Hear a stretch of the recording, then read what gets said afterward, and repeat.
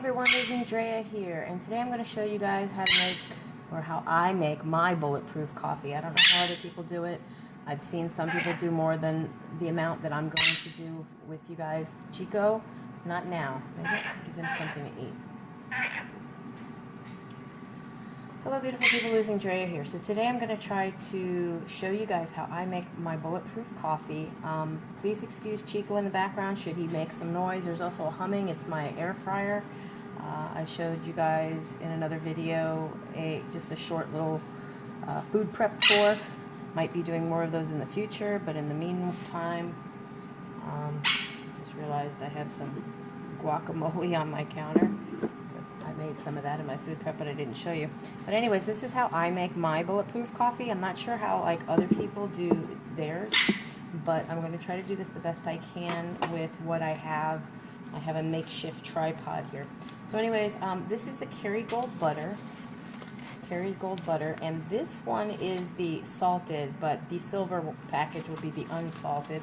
I don't think it really matters. I don't taste the difference when I put it in my coffee. And what I have here is a food scale, because even though I can eye it pretty good, I like to try to, you know, do it to the best of my ability. So I zero it out. Okay, so I'm trying to show you. I don't know if you guys can see. So anyways, I use Land O'Lakes because it has absolutely zero carbs in it. And do check your labels every time you go to the store, because sometimes manufacturers will tend to change their recipes and whatnot, and then all of a sudden you'll have a carb where you didn't before. So do that, because cheeses and things of that nature and dairy can sometimes happen. But this is the rich and creamy heavy whipping cream, and I zero this out if it works, and it's not wanting to zero out. I'm zeroing it out, or tear. Some people have tear mode. Okay, so now it's on 0 grams because I want to get 15 milliliters, which is the same as 15 grams, because that's 1 serving, 1 tablespoon. So I'm just gonna. Okay, now it's back at 0. This thing's acting a little wonky. 7, 9, 10, 12, 14. Should be it. Okay, so I got 15 grams of heavy whipping cream, and now I've lost the cap. There we go. And then to that, I'm going to add 1 tablespoon of the Kerrygold butter.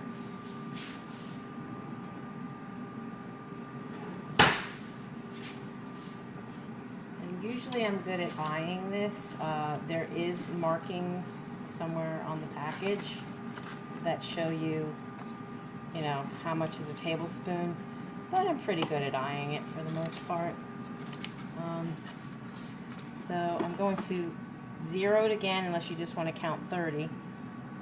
Oh, this thing is not working in my favor today. It might be that it's not on an even thing. See? I don't know if you guys can see that, but that is like 15 on the dot. So that's what I'm saying. I'm really good at eyeing it. You'll get used to it after you do it for a while. I don't think a few ounces here nor there is going to really hurt you. What we're trying to achieve here is, if you're on a keto diet, you want a quick boost of fat. I already ate a little bit this morning, but whatever, in any case. Okay, so now I got some coconut oil. This is 100% organic, virgin, cold pressed, unrefined coconut oil. This in itself is 120 grams per 1 tablespoon serving, which is another 14 grams. So I'm gonna tear that. It's not working for me. And I don't know, I'm just gonna kind of eye this and hope that I get it. Okay, so that was like 16. See, I got a little over. It's not going to kill me. And the spoon's got some on it, so I'm just going to put that in there.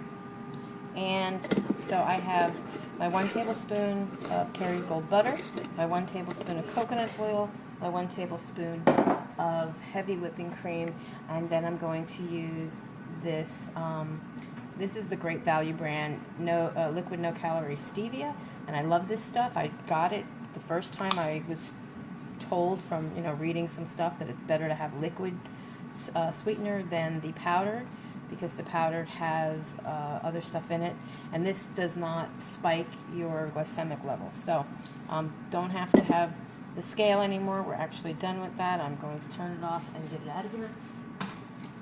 But yeah, I usually like squirt. I don't know if you can see if I can get this in here. I just kind of squirt a little bit, just like that. I don't know how many drops that is, to be honest with you. And then I just pour my coffee.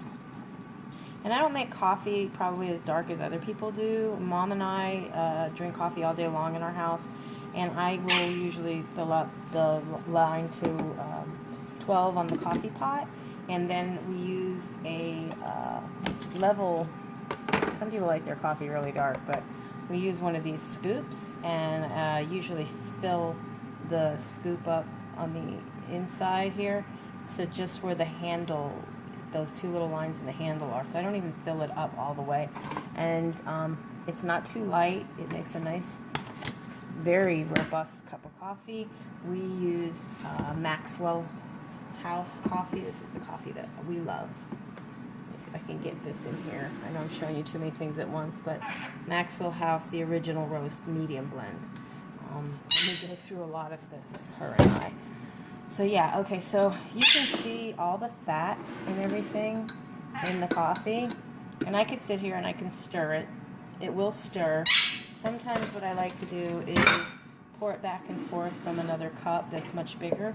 I'm going to do that only because I want to use my wand that I bought. And I got this wand recommended from another YouTuber. You guys probably watch her, Cooking with Christy. That's Christy with a K. Absolutely love her style, and her videos. And so she says she has one of these, the exact same one. I clicked on the link from one of her videos, which I'm sure helps her in the long run, because she doesn't charge anybody for her videos. A lot of us don't. So here's my coffee, and I put it in first because otherwise it's going to whip it and get it all over the place. And you can see it's just stirring it away. And the closer I get to that little round thingy at the top, the more whipped and frothy my coffee becomes. So I kind of try to get it down in there as low as I possibly can and move it around. And oils, it has a very hard time being distributed. A lot of people will use their magic bullet. I've seen some self-stirring coffee mugs. One of those self-stirring coffee mugs, I looked into getting it. It wasn't that expensive, however, it was about the same price as this wand, and I thought the wand would be something a little better, a little more convenient, and I could use it for other things too. I don't have to just use it for my coffee. In fact, I used it this morning. I made my husband Cuban coffee so he can stay awake on the road. And it frothed up and made that pomita, which is the foamy stuff on top, really, really nice. So just like with lattes and stuff, you see the frothy stuff on top. I'm just going a little bit in there. I don't need to, but it's very easy to just rinse it off with either a cup of water or just on its own. And then it has a nifty little place that I can keep it. It has a little stand. Just like that. And it stays here on my counter. So I'm just going to pour this back into my coffee cup. Sometimes I put it in my travel mug if I'm going to leave the house. And that has a lid on it. I take it with me wherever I want to go. It doesn't last that long because it's so delicious and yummy. I will drink it. But this is 16 ounces of coffee. This is quite a big mug. This is my chef mug. So, anyways, guys, that is how I make my bulletproof coffee, also known as BPC. If you've ever seen it in one of the keto groups and didn't know what BPC was. So, bye, guys. Be blessed. If you haven't already subscribed, do so down below. Click the like button if you like this video, and